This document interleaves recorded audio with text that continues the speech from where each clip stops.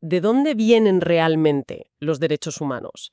Pero no como una idea filosófica, sino como ley, como algo tangible. Claro. Porque no hay un código universal de derechos humanos en una estantería que una pueda consultar. Entonces, a ver, ¿cómo se construye todo ese entramado de normas que nos protege? Esa es la pregunta del millón, la verdad. Porque este no es un campo del derecho que funcione como, no sé, una ley de tráfico, que es clara, es estática. El derecho de los derechos humanos es un ecosistema, un sistema vivo. Un ecosistema, me gusta esa palabra. Hoy vamos a sumergirnos precisamente en eso, en las fuentes del derecho internacional de los derechos humanos. Tenemos sobre la mesa un análisis que desglosa su arquitectura y, bueno, el objetivo es entender de dónde sale cada norma. Exacto. ¿Qué la hace obligatoria? ¿Y por qué es un sistema tan especial, ¿no? Una mezcla de reglas que son de hierro y otras que son sorprendentemente flexibles. Exacto. El análisis lo describe muy bien. Dice que es un sistema multinivel. Por un lado, tienes normas que son vinculantes, lo que llamamos derecho duro o hard law. Vale. Si un Estado las incumple, hay consecuencias. Pero luego tienes todo un universo de estándares, guías, declaraciones, que formalmente no obligan, pero que tienen un poder de influencia, bueno, enorme.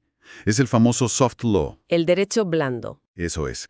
Y la verdadera magia, y también el gran debate, está en cómo interactúan estas dos fuerzas. Vale, pues vamos a desgranar ese ecosistema. Empecemos por lo más sólido, lo que creo que todo el mundo entiende mejor. Los tratados internacionales. Supongo que son como los contratos que firman los países. La base de todo, ¿no? Son la piedra angular, sí. Pero aquí viene, la primera gran sorpresa. No son tratados normales y corrientes. Ah, no. No. Rompen por completo con la lógica clásica del derecho internacional, que se basa siempre en la reciprocidad. ¿Qué quieres decir con reciprocidad? El típico yo me comprometo a esto si tú te comprometes a aquello. Exactamente ese. En un tratado comercial, por ejemplo, el beneficiario es el otro Estado. Pero en un tratado de derechos humanos, el beneficiario final no es el otro país. Son las personas. Son las personas que viven bajo la jurisdicción de ese Estado. El objetivo no es intercambiar favores entre gobiernos, es proteger a los individuos. Y por eso se dice que generan obligaciones erga omnes partes. Uf, eso suena muy técnico. Erga omnes partes. Significa simplemente que la obligación de un Estado es frente a todos los demás Estados que han firmado el tratado. O sea, si el país A tortura a sus ciudadanos, los países B, C y D pueden reclamarle, aunque las víctimas no sean ciudadanos suyos. Ah, vale, se crea una especie de garantía colectiva. Justo. Entendido. Es un compromiso con la comunidad internacional para proteger a tu propia gente. Y cuando un Estado firma y lo ratifica, ¿qué se supone que tiene que hacer? Básicamente, no hacer daño y ya. Ojalá fuera tan simple. El análisis identifica 4 capas de obligación. Y no hacer daño es solo la primera. Es la obligación de respetar. Vale. El Estado y sus agentes no pueden violar los derechos directamente. Pero luego viene la segunda, que es mucho más compleja. La obligación de proteger. Espera, la de proteger. A mí esa me parece complicadísima. Significa que si una empresa privada contamina un río y afecta a la salud de una comunidad, el responsable último ante la comunidad internacional es el Estado, por no haberlo impedido. Has dado en el clavo. Exactamente. El Estado tiene el deber de regular y fiscalizar a los actores privados, ya sean empresas, individuos, grupos, para impedir que violen los derechos de otros. No puede lavarse las manos. Claro. Y aún hay más. La tercera obligación es la de garantizar, que implica tomar medidas activas, positivas, para que la gente pueda disfrutar de sus derechos. No basta con no impedir que alguien se eduque, hay que construir escuelas. Entiendo. Y la cuarta es promover, crear una cultura de derechos humanos. Si un Estado falla en cualquiera de estas 4, pues incurre en responsabilidad internacional. Y aquí hay un punto crucial que menciona el texto. No puede usar su propia ley interna como excusa para incumplir. Vaya, eso es un cambio de paradigma total. O sea, un país no puede simplemente decir, esta es mi ley y punto. Porque esto significa que esos tratados no se quedan flotando en el mundo de la diplomacia. No. Tienen que bajar a la tierra y cambiar las leyes de cada país. Exacto. Tienen un efecto transformador. El documento explica los mecanismos. En muchos países a estos tratados se les da jerarquía constitucional o supralegal. ¿Qué significa eso? que están por encima de las leyes normales. Eso es. Se ponen al mismo nivel que la Constitución, o incluso por encima de las leyes que aprueba el Parlamento. Otros los incluyen en lo que llaman el bloque de constitucionalidad. Y en la práctica, esto obliga a todos los jueces a interpretar las leyes nacionales a la luz de estos tratados. Bien, tenemos los tratados, las reglas escritas. Pero la idea de que hay cosas que simplemente no se hacen es mucho más antigua que la ONU. ¿Qué pasa con esas normas que todos aceptamos como obligatorias, aunque no estén firmadas en un papel? Esa es la segunda gran fuente, la costumbre internacional. Es derecho con todas las de la ley, pero su origen es más orgánico. Surge de dos elementos. Primero, una práctica generalizada y constante de los estados. Vale. Y segundo, la convicción de que esa práctica no es un simple hábito o una cortesía, sino que es legalmente obligatoria. A esto último los juristas lo llaman opinio juris. ¿O tan etéreo como una práctica generalizada? Suena a que podría ser muy discutible en un juicio. Es discutible, y a menudo lo es. Pero hay un núcleo de la costumbre que es indiscutible. En las notas lo has visto con un nombre que impone, jus cogens. Sí, jus cogens. Suena como a la guardia pretoriana del derecho, algo así. Es una buena analogía. Son las normas imperativas, el núcleo duro y inderogable del derecho internacional. Pensemos en las prohibiciones absolutas, el genocidio, la esclavitud, la tortura, la agresión militar. Las líneas rojas. Exacto, son de un estatus superior al resto. Cualquier tratado que las contradiga es nulo desde el principio, y obligan a todos los estados del mundo, sin excepción, hayan firmado lo que hayan firmado. Limitan la soberanía estatal de forma radical. ¿Hasta qué punto? Dame un ejemplo donde se vea ese poder en acción. Pues mira, pensemos en el caso Pinochet. La razón por la que un ex jefe de Estado de Chile pudo ser detenido en Londres por crímenes cometidos en su propio país contra sus propios ciudadanos es precisamente el jus cogens. Claro. La prohibición de la tortura se considera una norma tan fundamental que trasciende las fronteras, la inmunidad diplomática y la soberanía. Un país no puede decir, en mi territorio la tortura es un asunto interno. Simplemente no puede. Vale. Eso sí que es un dato potente. No es una teoría. Tuvo consecuencias reales para una persona muy, muy poderosa. Pero, volviendo a la costumbre en general, con la cantidad de tratados que hay hoy, que lo regulan casi todo, ¿no ha quedado un poco obsoleta? Al contrario, el documento subraya que sigue siendo crucial. Sirve para interpretar los propios tratados, porque muchas de sus palabras se entienden según la práctica habitual. Sirve para llenar vacíos legales, para situaciones nuevas que ningún tratado previó. Y muy importante, sirve para universalizar normas. De acuerdo. Si los tratados son los ladrillos de este edificio y la costumbre es el cemento que une las partes, en la estructura que hemos montado, ¿qué serían los principios generales del derecho? Siguiendo con la analogía, serían los cimientos. Y el diseño estructural. Son esas ideas fundamentales que son comunes a los grandes sistemas jurídicos del mundo. No se inventaron para el derecho internacional, sino que se importan de la tradición jurídica global. Duda que con la costumbre.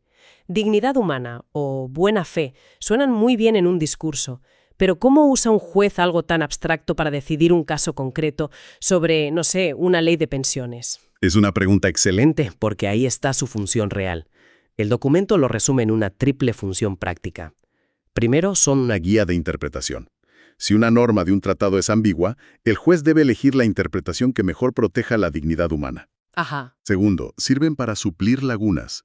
Imagina un caso totalmente nuevo, sin tratado ni costumbre aplicable. Un tribunal puede resolverlo basándose en principios como la equidad.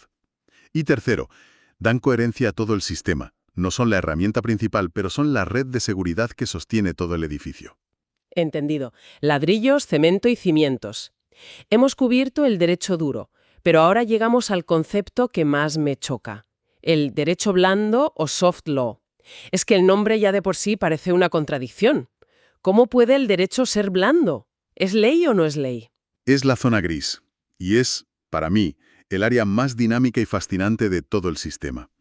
El soft law se refiere a un universo de instrumentos que formalmente no son vinculantes. O sea que no obligan. No puedes ir a un tribunal a exigir su cumplimiento como si fuera un tratado. Hablamos de cosas como la Declaración Universal de los Derechos Humanos, resoluciones de la Asamblea General de la ONU, directrices de expertos. Espera, un momento.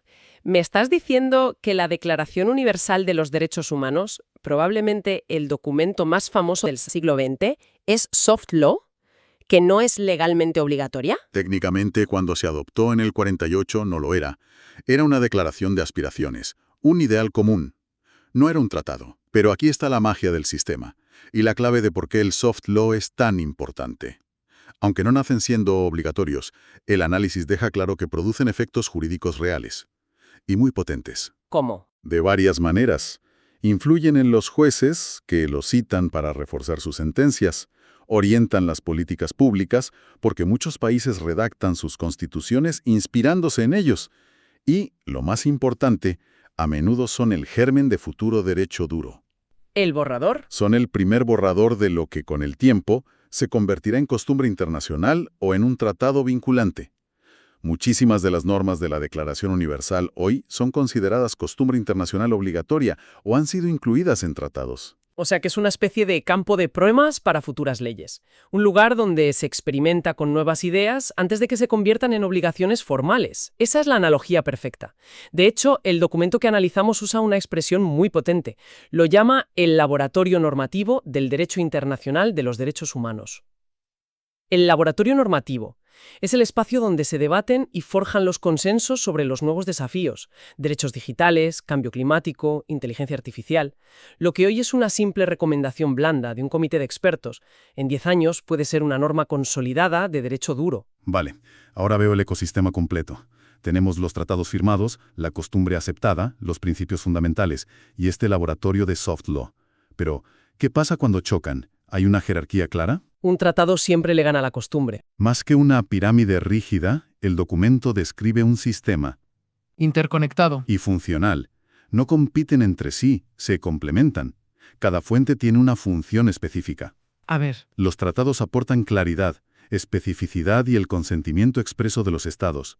La costumbre, sobre todo el jus cogens, establece el suelo mínimo universal, las reglas que nadie se puede saltar. vale. Los principios garantizan la coherencia y la justicia del sistema, y el soft law es el motor del cambio, el que lo mantiene vivo y relevante. O sea que esta pluralidad de fuentes, que a primera vista podría parecer un caos desordenado, en realidad es lo que le da su fuerza. Exactamente. La conclusión del análisis es que no es una debilidad, sino una fortaleza. Permite que el sistema sea adaptable y progresivo, que responda a los problemas del mundo real sin tener que esperar décadas a que se negocie un nuevo tratado. El gran desafío, por supuesto, es mantener un equilibrio entre esa flexibilidad y la certeza jurídica. Queda claro, entonces, el derecho internacional de los derechos humanos no es un código cerrado, sino un ecosistema de normas. Tenemos los tratados como contratos formales, la costumbre, como las reglas no escritas pero universales, los principios, como los cimientos que lo sostienen todo, y ese influyente soft law que actúa como el laboratorio de innovación. Así es. Y la conclusión final del análisis es muy potente. En este campo, la fuerza de una norma no depende solo de su etiqueta, de si es dura o blanda, sino de su capacidad real para influir en la conducta de los estados y, en última instancia, para proteger eficazmente a las personas. Ese es el único test que importa. Y esto nos deja con una pregunta para reflexionar. Si las fuentes de los derechos humanos son tan diversas y dinámicas, ¿qué ocurre cuando una ley nacional, aprobada democráticamente por un parlamento, choca frontalmente con una de estas normas internacionales? Pensemos, por ejemplo, en una norma de jus cogens, como la prohibición de tratos inhumanos. ¿Qué ley debería prevalecer? Y, sobre todo, ¿quién tiene la última palabra? ¿Un tribunal nacional o uno internacional? Ahí, en esa tensión, se juega gran parte del debate sobre los límites de la soberanía en un mundo que ha decidido proteger la dignidad humana por encima de todo.